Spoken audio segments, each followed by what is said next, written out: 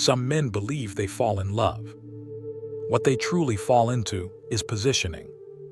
Alexander Lauren had always trusted his instincts. In business, they made him decisive. In negotiation, they made him dangerous. In relationships, they made him distant. And now, they were leading him somewhere he did not yet understand. The morning after the gala, he stood inside his office at Lauren Industries, staring down at the city below. Glass walls, steel confidence, inherited dominance. His phone vibrated. Valeria Kane. He didn't hesitate this time. Lunch, she said, not as a distraction, as education. He almost smiled. He thought he was in control. He didn't yet understand he was being measured. Across the city, Isabelle Lauren sat inside a quiet private office. No dramatic confrontation. No public humiliation. Just a private investigator seated across from her. Discretion is assumed, she said calmly. The investigator nodded. You want everything. I want truth, Isabelle replied. She slid a photo across the table. Valeria Kane. The investigator studied it briefly. I'll prioritize it. Isabelle nodded once. No trembling hands. No cracking voice. Because when betrayal is expected, pain is replaced by calculation. At lunch, Valeria chose a restaurant without cameras. No press. No social noise.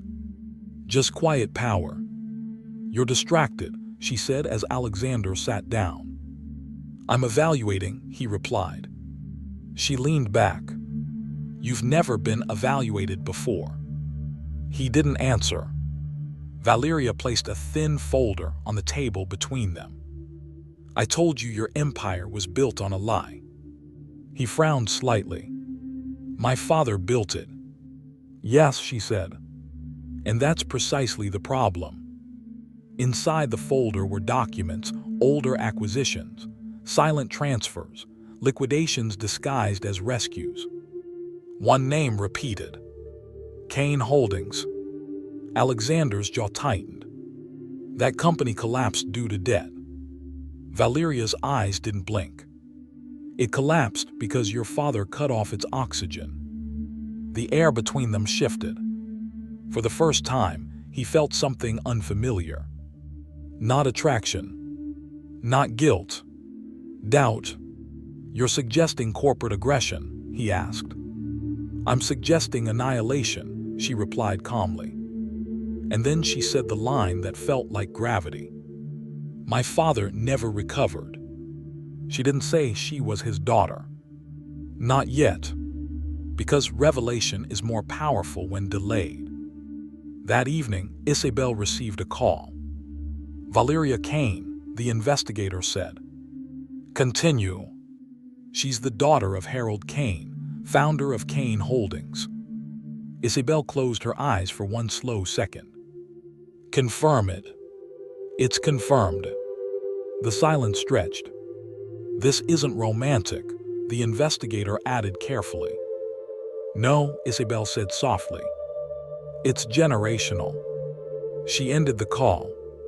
Then she stood, walked toward the window. Lauren Industries towered across the skyline like a monument to pride. And now she understood. Valeria wasn't seducing Alexander. She was entering the structure. That night, Valeria stood alone in her apartment. Floor-to-ceiling windows, dark interior, no decorations beyond intention.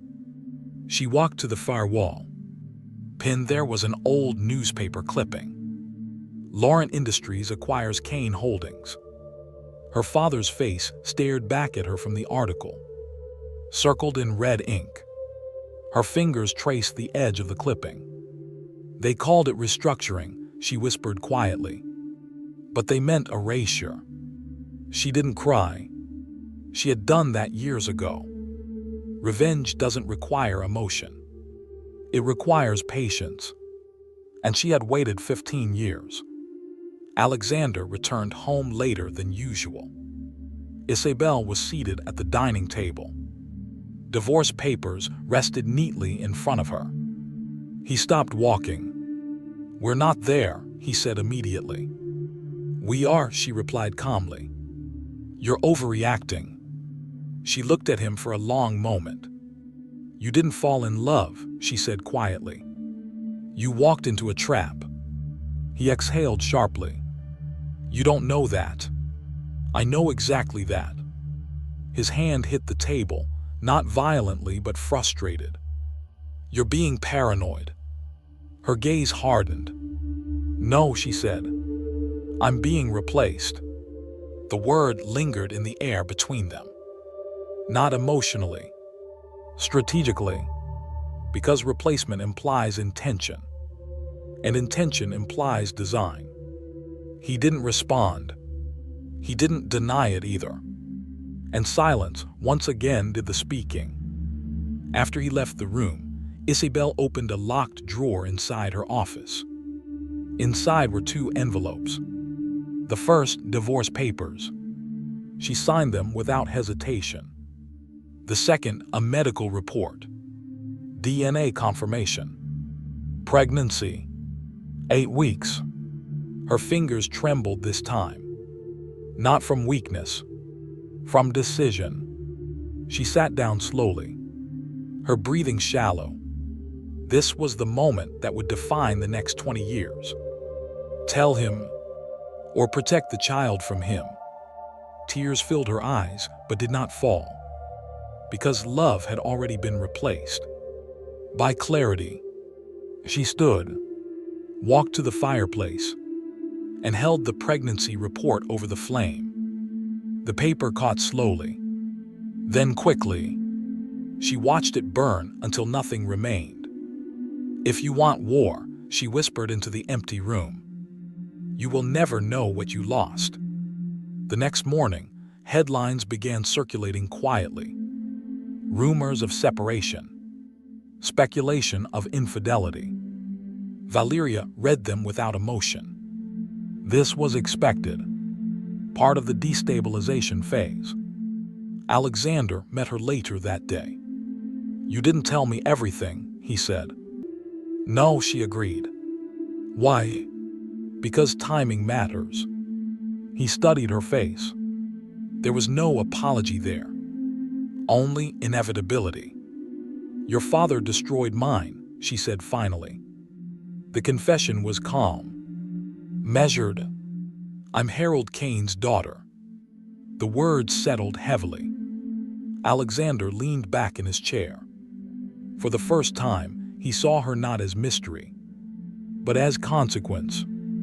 "And you thought seducing me would solve that?" he asked. She tilted her head slightly. "I didn't seduce you." She let the pause linger. "You were already vulnerable."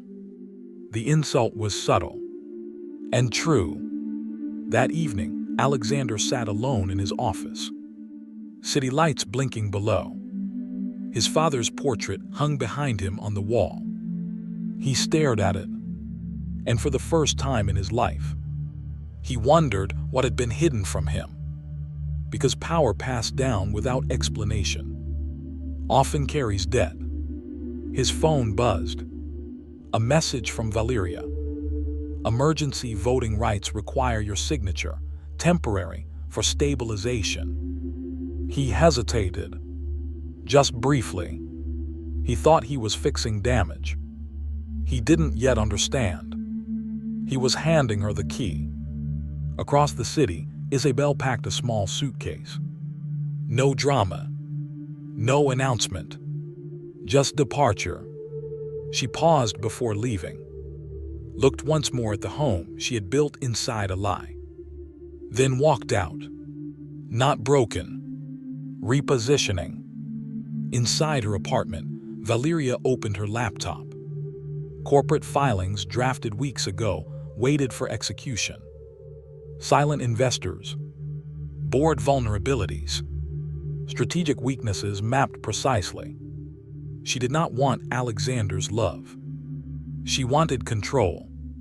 And she was almost there. She picked up a pen and wrote one word in her notebook: access, then underlined it twice.